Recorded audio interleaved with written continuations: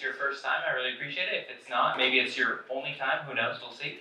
So today we're covering mindset motivation. How do you keep it in this industry? It can be very challenging, especially when you're doing this profession over months and years and sometimes even decades for some of us here. And so first, before I tell you what I think, I want to hear what you guys think about this. So everybody grab your pencil and write down on your paper, not the paper that we gave you, the packet, what it means to you to be motivated and what does it look like when you're motivated.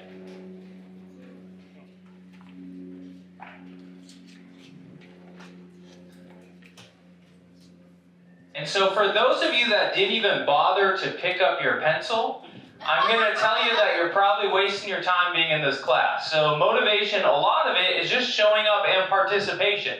And so if you're one of the people who, I won't say names, I see 3.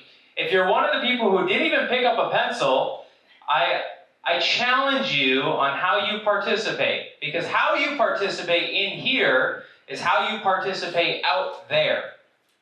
So go ahead and write down, what is motivation? What is mindset? What does your day look like when you are motivated? What does it feel like? What do you say? How do you act? How are you dressed? And then, once you have that, now think about what does it look like when you're unmotivated? What do you think about? What do you say in your head? What does that voice in your head say to you when you're trying to do things? Sometimes it's in the way. Sometimes you are your biggest enemy. Especially if you don't pick up your pencil and write things down. Thank you.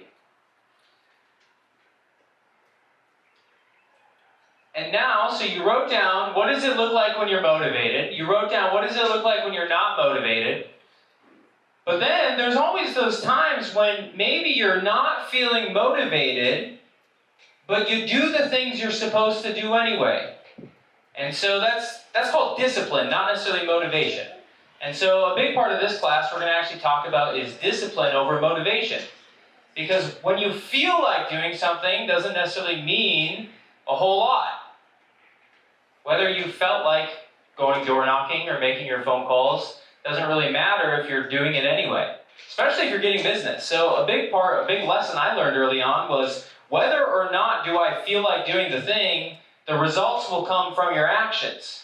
And if you're doing the right actions and you have a good enough headspace about it to do it, you're going to be a lot more successful than the people that are very motivated but still don't do anything. So with that, we're going to do a little booster game. Does everybody have a piece of paper with tape on it? All right, what I'm going to have you do is get the help from somebody at your table, and I want you to tape this to the back of your collar. I want you to tape this to the back of your friend's collar. Can I tape it to the back of yours? Will you hold this? So much look like this. So tape it to the back. Really try and fold it over so it doesn't go anywhere. And then, what you're going to do is you're going to grab your pen. The same pen you were writing with, or a different pen, I guess I don't care. And as you're going around, you're going to write something on the back of this person's collar. But have something hard so you don't jam into their spine. So what you'll do, you're going to write something that you think about this person that's nice. And it could be, I like the way you dress. It could be, I like how you participate in class. I like how you always sit in the front. It doesn't matter. Even if you've never seen this person before, find one thing. As simple as I like your shoes, I like your glasses, I like how you participate. Try and make it less so like what they're wearing and who they are. But if you don't know them, then just do the best you can. So I like the way that you always sit in the front. But don't tell them what they're saying. They're going to read it later. You don't even sign your name.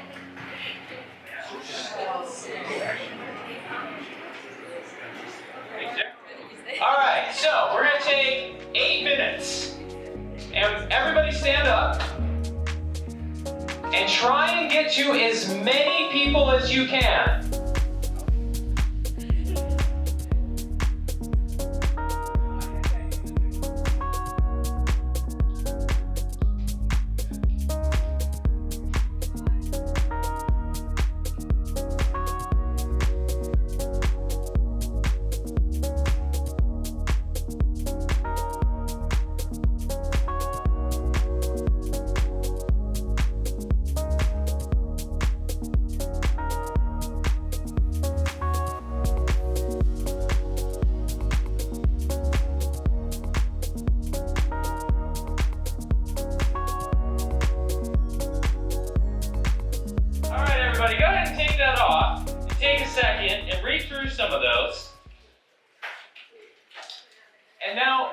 of these people here probably don't know you at all, maybe a little bit. Maybe you know their first name, but most of these people don't even know your full name. And if they know your full name, that's probably all they know about you. And so these are the things that people think about you when they look at you. And it's probably not too deep because they don't get to know you, but this is how you present yourself. And mindset and motivation and sales, it is so important how you present yourself to the world, but it's really easy to get down on yourself about how you look, how you dress, how you sound, how you feel, what's going on, how your business is. But on the outside looking in, this is what people think. And it's kind of cool to see how the things that you think about yourself is probably very different than what other people think about you. And so, fold this up, keep this. I've done these a couple times over the last decade, and I've really enjoyed it every time. And so now I want you guys to do kind of an exercise. Knowing that the people in your life affect your mindset, the way you think, the way you behave, I want you on the back of this packet, I want you to write in the last 24 hours, the 5 people that you've spent the most, just write it in row, down the line. Write down the 5 people that you've been around, and the 5 most common people you've been around in the last 24 hours. Who have you been next to? So go ahead, write down the names of the people in your life that you spent time with, the most time with over the last 24 hours. And even if it was just an hour-long phone call included. But the people you spoke with, and not just within a minute conversation, the people that you spent the most time with in the last 24. And if you've been alone, if you've been a hermit for the last day, then do the last 48 hours, that's fine too.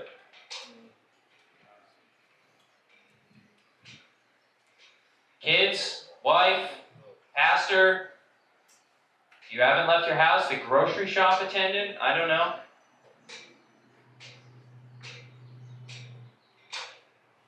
Okay, now that you have those, I see somebody looking through their phone to see who they've been talking to. Love it. And if you don't have 5, then do 48 hours, or do the last 3 days, 7 days if you need to. Now what I want you to do, next to every single one of those names, I want you to write down on an annual basis, roughly how much you think each one of those earned per year. Write it down. How much do you think each one of those people earn? It doesn't have to be exact, a rough number. 30,000, 50,000, 80,000, 100,000, 150,000, 200,000, whatever the number is.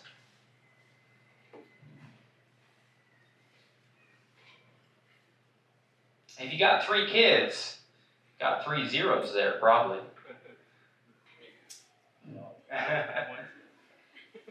What's that? I have 1 0. 1 0, yeah. Okay, so now that you've done that, I want every person to add up all 5 or 6 of those numbers and divide it. So take the average. And I just want to hear for some people, Kenji, what is it? Once you have the number, I want to hear the average.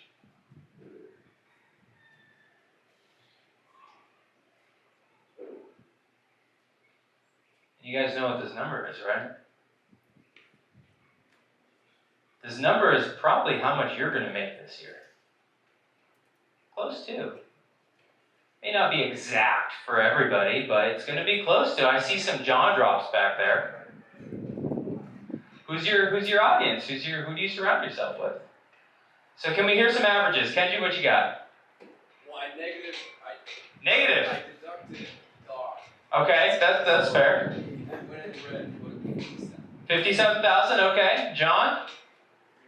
350,000. Okay, you spent some time with some big people this weekend, I know. I was at a mastermind. You were at a mastermind. That's pretty good.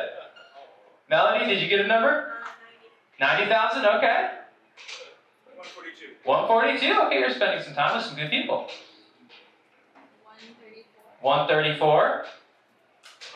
100. Okay. Anybody have any really low numbers? What do you got back there? I see you smiling. Yeah. 120. Okay. No, these aren't bad. These are pretty good numbers. Jeremiah? 119. Wow, you guys hang out with a lot more wealthy folks than I do. Holy smokes. Yeah. So the people you spend time with is really going to dictate how well you do financially. And if your aspirations are 100,000, then most of you are going to do very well. Yeah. Does anybody have a number that was below 50?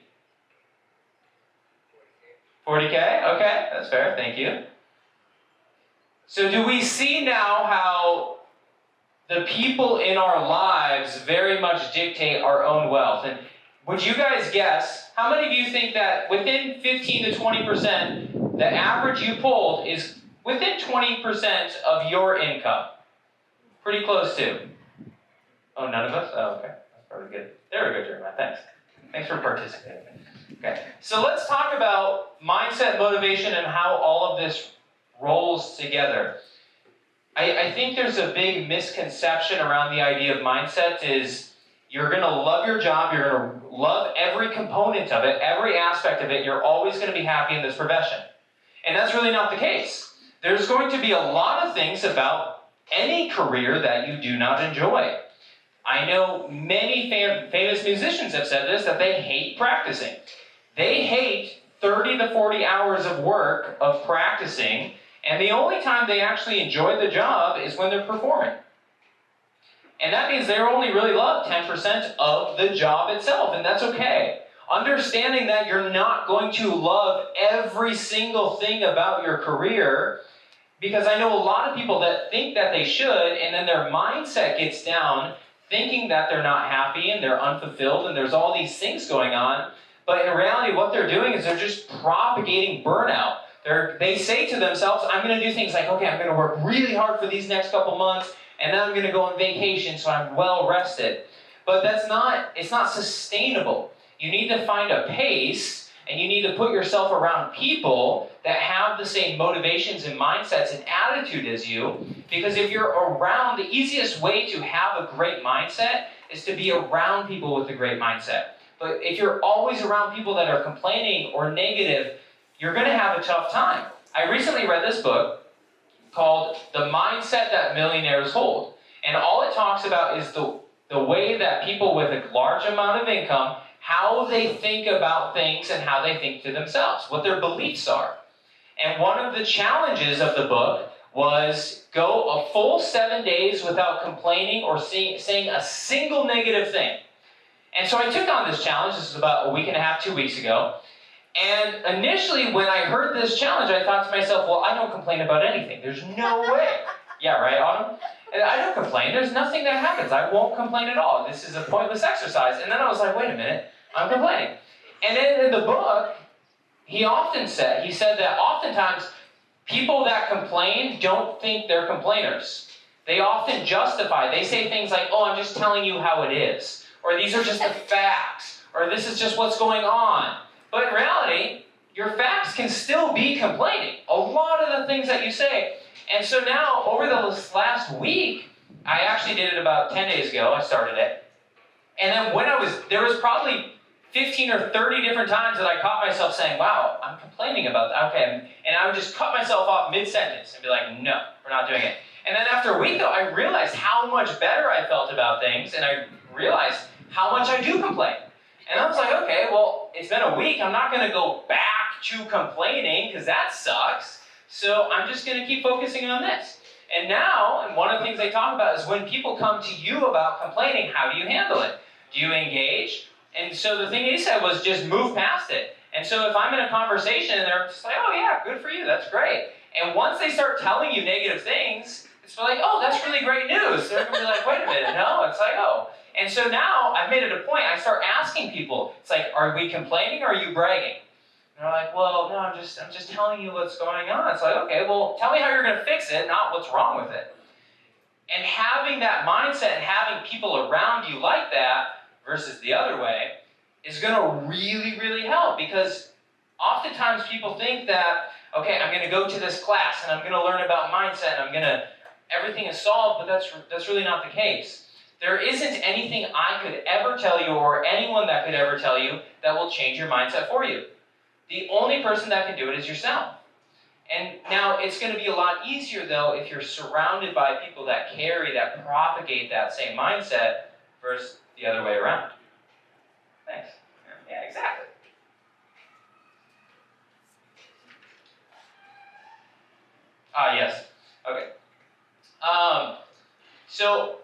back to the idea that you're always going to enjoy what you're doing and that you're going to love it. And obviously we know that's not the case.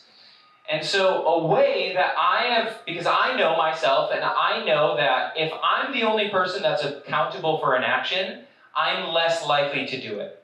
I just am. That's just the way it works. However, I know that if someone is counting on me to do a thing, I'm going to do the thing. So if I have a meeting scheduled at 2 o'clock on a Tuesday, I'm not going to not show up to that 2 o'clock meeting. I'm going to be there. I don't want to let that person down. And I've learned about myself that I operate really well when other people are expecting me to do something. It's a trait of my own. And so now, like early on in my career, a big part of my business, because a lot of us have to lead generate, we don't like to lead generate, right? Or we love it, I don't know. But what I would do is I would schedule meetings with other agents to lead generate together. And so every single day, I would meet these agents, and oftentimes I'd wake up and I wouldn't feel like going to the office and then calling people for 3 or 4 hours a day. I wasn't excited to do that.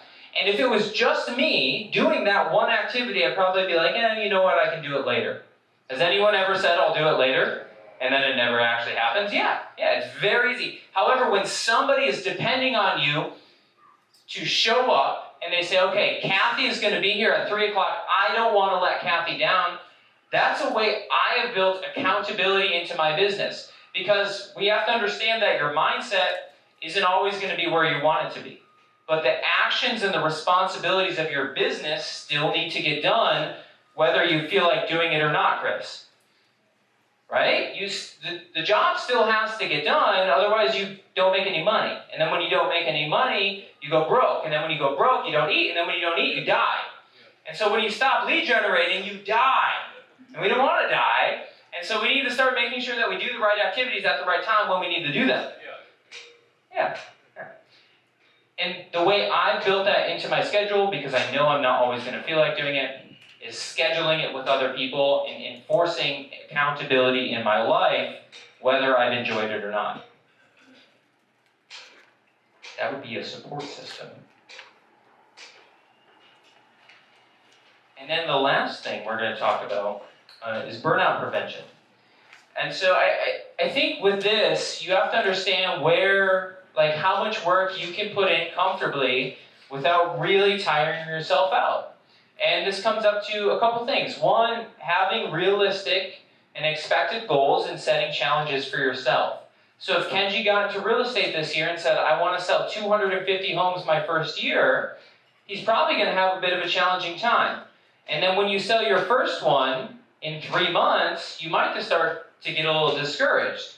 Setting realistic goals, whereas if Kenji says, hey, I'm going to sell 6 homes my first year, and then my big, hairy, audacious goal is 12. And so now he's in a reasonable pace to hit his goals, and he has something where it's like a stretch goal for him. Setting these realistic expectations is going to help your mindset and your attitude when you're doing these things. And it's going to make sure that you don't show up to work depressed about the results that you're already getting. And you don't ever want to be the agent that says to your clients, I can't do this, I need to go on vacation, or I can't handle this anymore. I've worked with agents like that. It's not very fun. It kind of sucks, actually. And so I prefer not to work with them. And then the last thing I'll add, when you're really trying to be careful of your mindset and burnout, is setting good boundaries. And so who here still takes client calls at 7:30, 8:30 at night? I have. I used to a lot, and now I've gotten pretty good at telling my clients that after 7:30 my phone goes on Do Not Disturb. I'm a broker, so I tell the same thing to agents. And most of the agents, most of the time, when they call me with something that's exploding and on fire and they can't figure it out, when I call them the next day, oh no, I got it, thanks, Devin. It's like, okay, well, I guess you didn't need my help as much as you thought you needed my help. Oftentimes, people will figure out things on their own without you having to jump in every single 5 seconds. So setting those boundaries for agents, clients, buyers, sellers. And now if, let's say you have a client that works a crazy schedule and you've decided to take them on knowing all your calls are at 8:30 at night, that's a choice. But don't back yourself into that corner, because you're going to be working with these people from 3 to 6 months. You don't want to be stuck in these situations. Make sense? Cool. So I want to hear some ahas around the compliment sheet, around the averages of income, and then the ahas around just overall thoughts, things we've shared that you've liked and enjoyed and would like to incorporate. And remember, how you participate in here is how you participate out there. Well, this is a great way to start my diet. Yeah, okay, it's a great way to start your diet. Awesome. Yeah, it's the mindset, the motivation, the support system. Heck yeah, that's awesome. What else? Thank you, Otto. Go ahead, Aaron. I'm always worried that I'm not friendly enough, so this kind of gives me some feedback that, yeah, hey, I'm friendly enough. I like to be approachable, so Nice. I put that down, so I appreciate that. That's awesome. Yeah, that's great. The one thing you're worried about is something you probably shouldn't even worry about. Yeah, I've always thought you were super friendly. Maybe too friendly. Yeah, maybe you're too friendly, Aaron. There's something else to worry about. No, I'm kidding, I'm joking. Oh, yeah, after 7:30. Yeah, right. Yeah, there you go. He won't respond. Okay, wait, what? What else? What do you guys got? John. Yeah, so I like when you said that discipline is more important than motivation, because I wrote down, you said, how do you feel when you're motivated? I pretty much wrote down, it doesn't matter how I feel, because if I'm not disciplined, I'm not going to do it. Nice. I love that. Yeah, that's it. What do you think, Mel? Yeah. You like it? Ah, spend money instead of making money. Okay, cool. No, that's great. The support system. What do you guys got? I wrote down the people in our lives dictate our wealth, and like I don't only see it as money-wise, although we did calculate that part. I think also mindset, being around people with positive mindsets is really important, especially in this business. Yeah. People, not only financially, those people in your life, she's saying, but like every component, like physically, health-wise, spiritually, like all these things take very much relationships. Yeah. All right, one more. Jeremiah. Yeah, I like setting boundaries. I think like in this industry, a lot of us feel like we have to be there for our clients every day. You really have to set that tone and set that expectation. So I really did like that. I feel like I don't do it enough, but I feel like Nice. Yeah, no, that's a great point. All right, one more. Chris. Had one. We're going to come back to you. Andrea. Nice. No, wait, no, we're here now. I think overall, just a great reminder overall about motivation and I guess realigning with my values is what does motivate. Learning what does motivate you. Yeah, realigning that, focusing on it. That's great. Chris. Complaining. You don't realize how much you complain until you're like keeping tabs on that. Yeah, that's huge. Kathy? I think the self-confidence is important. That's like new agent. Sometimes we're afraid we'll lose client. But sometimes I think we need to don't worry about that because you're important. We're not leaving you. Yeah. No, that's a great point. Yeah, setting it with, especially with clients. Self-care. Self-care. Yeah. All right, everybody. Thank you all for coming. Great work. Next week we are covering, so same time, same place. We cover these every Monday at 11. I think we're going over geofarming. Yes. Who knows what geofarming is? Awesome. You're going to learn what it is and how to do it. We do it a lot. And we've gotten pretty good at it. I'd say we're the best, but we're pretty great at it, in fact. Cool. All right, everybody. Thank you all for coming. See you later.